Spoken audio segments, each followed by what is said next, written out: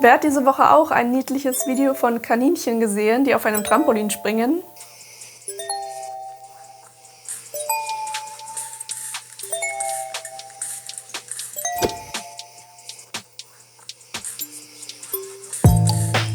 Viele User waren schockiert, als sie erfuhren, dass dieses Video nicht echt war, sondern KI generiert.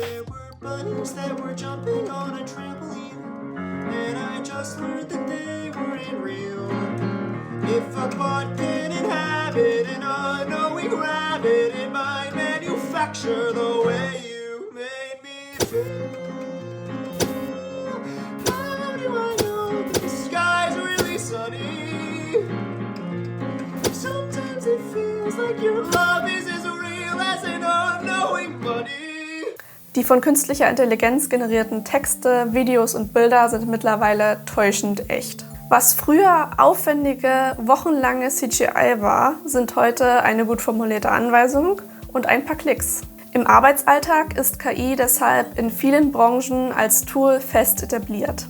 Ich vermute, dass in bestimmt 60% der redaktionellen Inhalte im Internet von Pressehäusern und Unternehmen der letzten paar Jahre KI-Inhalte stecken, wenn auch nur in Teilen.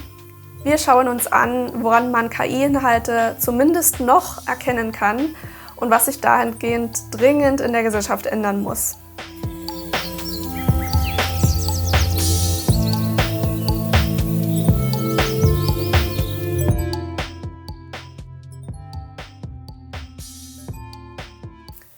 Texte wie die von ChatGPT lassen sich, wenn sie ohne Überarbeitung veröffentlicht wurden, vielleicht nicht gleich auf den ersten, aber spätestens auf den zweiten Blick erkennen. Schon mal vorweg, im Internet gibt es ja viele KI-Detektionstools. Doch diese liefern in der Regel keine eindeutigen, nachvollziehbaren Ergebnisse. ChatGPT generiert meist strukturierte und formal, also hinsichtlich Rechtschreibung und Grammatik, einwandfreie Texte. Je nach Prompt, also der von einem Menschen eingegebenen Anweisung, ist der Text in der Tonalität angepasst, also zum Beispiel bildhaft, meinungs- oder faktenbasiert formuliert. Dennoch lassen sich im Stil des Textes einige Indizien erkennen. Erstens, eine auffällige Zeichensetzung. ChatGPT nutzt zum Beispiel den Gedankenstrich auffällig oft bzw. manchmal fast exzessiv. Ein Gedankenstrich ist ja eigentlich ein Stilmittel, das den Satzfluss unterbricht, um eine Information hervorzuheben, weil diese zum Beispiel überraschend oder unerwartet ist, oder um eine zusätzliche Erläuterung innerhalb eines Gedankengangs zu liefern. In KI-Texten taucht der Gedankenstrich in fast jedem Absatz auf, häufig an Stellen, an denen man normalerweise keinen Gedankenstrich setzen würde oder wo eigentlich kein Gedankenstrich hingehört. Gleiches gilt für Unterbrechungen durch Doppelpunkte. Zweitens, Überstrukturierung. ChatGPT neigt dazu, besonders viele Zwischenüberschriften in einen Beitrag einzubinden. Selbst wenn ein Absatz kaum Infos für eine Abgrenzung hergibt, sind Überschriften gesetzt. Somit wird zwar der Lesefluss unterstützt, aber es fehlt eine gewisse Dramaturgie im Text mit kreativen Übergängen und Spannungsbögen. Drittens, Phrasen und Wiederholungen. Bestimmte Formulierungen tauchen gehäuft auf, sodass Texte wenig originell wirken. Mir sind dabei besonders Phrasen wie nicht nur, sondern auch oder es ist entscheidend das aufgefallen. Viertens, Closer.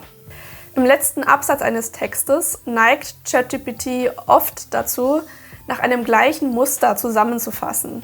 Der Inhalt wird mit Standardformulierungen wiederholt, ohne eigene Wertungen oder Schlussfolgerungen zu ziehen. Fünftens, begrenzte Faktenkenntnis. Die Datenbasis, auf die ChatGPT zugreift, beinhaltet keine aktuellen Entwicklungen in Echtzeit. Zudem kann es immer passieren, dass die KI fälschlicherweise auf Fake News als Datenquelle zurückgreift und die Informationen somit fehlerhaft und ungenau sind. Die zitierten Informationen sind in den hinterlegten Quellen nicht auffindbar oder existieren manchmal gar nicht. Wenn irreführende Informationen eingebunden sind, die plausibel klingen, aber nicht der Realität entsprechen, spricht man von KI-Halluzinationen. Sechstens, fehlender Humor. Gerade beim kreativen Schreiben oder wenn im Prompt angewiesen wird, humorvoll zu formulieren und Witze einzubinden, kommen manchmal seltsame und schräge Metaphern dabei raus. 7. Indem KI-generierte Texte immer öfter veröffentlicht werden, landen diese wieder in den Datensätzen, mit denen die KI trainiert wird. Bestimmte Formulierungen oder Fehler werden sich immer weiter durchsetzen und somit einen monotonen Sprachstil verstärken. Texte wirken austauschbar, glattgebügelt und charakterlos. And now I want to sit back and relax and enjoy my evening. When all of a sudden I hear this agitating, grating voice. Audioaufnahmen, insbesondere Deepfakes, wirken heutzutage schon ziemlich echt und können kaum noch vom Original unterschieden werden. Ein metallischer Klang, eine falsche oder komische Aussprache und eine künstliche oder monotone Sprechweise könnten Hinweise auf KI-Audioinhalte sein. Darauf sollte geachtet werden, um die Echtheit eines Bildes oder Videos zu überprüfen. Schon seit dem Launch der ersten generativen KIs haben diese Probleme bei der Darstellung von menschlichen Gliedmaßen. Das betrifft ganz extrem Hände und Finger, was ich einerseits ganz lustig finde, andererseits ziemlich gruselig, weil das fast schon menschlich wirkt. Vielen menschlichen Künstlern fällt es ja schwer, Hände und Finger zu zeichnen. Mir ging es zum Beispiel auch lange so und ich habe meinen gemalten Figuren lieber Fäustlinge angezogen. Es ist spannend, dass KI gerade bei der Komplexität der Anatomie ebenfalls an ihre Grenzen stößt. KI-Bilder oder Videos mit Menschen weisen manchmal mehr oder weniger als 5 Finger oder Zehen auf. Körperextremitäten können deformiert aussehen, lassen sich nicht eindeutig zuordnen oder verschmelzen in Videos miteinander. 2. Die Haut von Personen in KI-generierten Bildern und Videos wirkt unnatürlich glatt und makellos, fast schon weich gezeichnet. Von Poren, Pickeln, Muttermalen keine Spur. Gleiches gilt für andere Bildbereiche. Auch umgekehrt wirken Falten manchmal übermäßig scharf gezeichnet. 3. Bei Haaren oder Fell sollte auch ganz genau hingesehen werden, denn einzelne Strähnen können hier ins Nichts führen. 4. Schriftzüge auf Kleidung oder Uhrzeiten wirken verformt und entsprechen keinen echten Buchstaben oder Zahlen. 5. Rein logisch betrachtet können manche Fotos oder Videos gar nicht entstanden sein, weil ein Fotograf aus einer bestimmten Perspektive das Foto nicht hätte aufnehmen können oder der Ort gar nicht existiert bzw. verfälscht ist. 6. Im Fall der Video-Deepfakes, also wenn Originalmaterial mit KI-Masken bearbeitet wurde, sollte man ganz genau auf die Mund- und Lippenbewegungen achten. Lippenbewegungen passen nicht zum Gesagten oder die Mimik wirkt versteinert und unnatürlich. 7. Insbesondere bei Videos sollte der Hintergrund im Detail betrachtet werden. Sind Objekte nach einem Kameraschwenk immer noch identisch vorhanden? Stimmen die Proportionen von Gebäuden? Wirken Passanten generisch? Sind die Bewegungen normal oder eher mechanisch und verlangsamt? Die kleinsten Einzelheiten können auf KI-Inhalt hindeuten. So schnell wie die Wissenschaft im Bereich generative KI vorankommt und sich kontinuierlich verbessert, wird es nicht mehr lange dauern und die genannten Indizien für KI-Inhalte sind hinfällig. KI-Inhalte können dann nicht mehr von der Realität unterschieden werden. Das birgt Chancen, aber auch einige Risiken. Schon jetzt verbreiten sich gefälschte Inhalte rasend schnell auf Social Media, wie im Beispiel des harmlosen Kaninchentrampolins. Doch was passiert, wenn KI-Inhalte zu Desinformationszwecken eingesetzt werden? Wenn bei einem global kritischen Thema PolitikerInnen per Deepfake in Situationen gebracht oder ihnen Dinge in den Mund gelegt werden, die so nie stattfanden oder gesagt wurden? Es kann richtig gefährlich werden. Und ist es bereits, denn das ist schon passiert.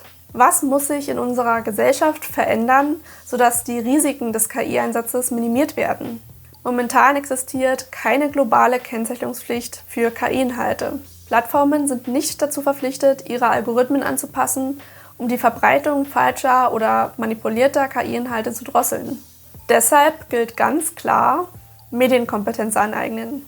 Und das umfasst weit mehr als die Bedienung eines Smartphones, die intuitive Nutzung von Apps oder die Gestaltung eines Social-Media-Posts. Es geht darum, sich kritisch und reflektiert mit Medieninhalten auseinanderzusetzen. Das fängt schon mit einem Grundverständnis für das Mediensystem an. Wie funktioniert der Deutsche Rundfunk? Warum zahlen wir monatlich Gebühren?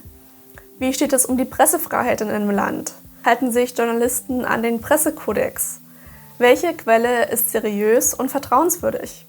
Spoiler, ein dubioser Blogartikel von einem vermeintlichen Experten auf Telegram ist es nicht. Glaubt nichts, was ihr seht, ohne die Informationen und Quellen zu checken.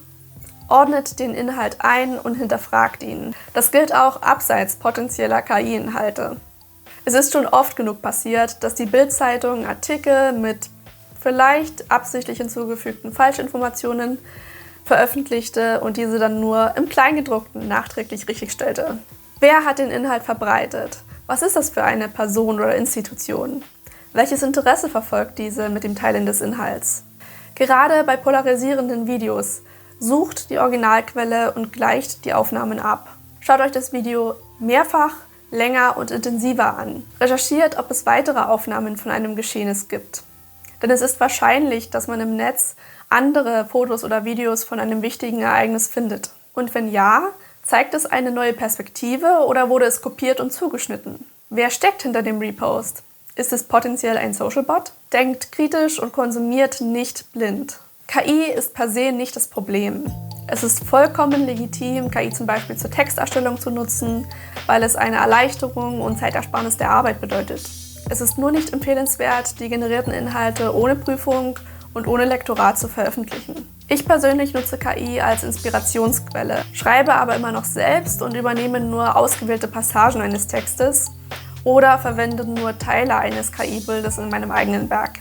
Wir stehen an einem Punkt, an dem nicht die Technik die größte Gefahr ist, sondern unsere eigene Leichtgläubigkeit.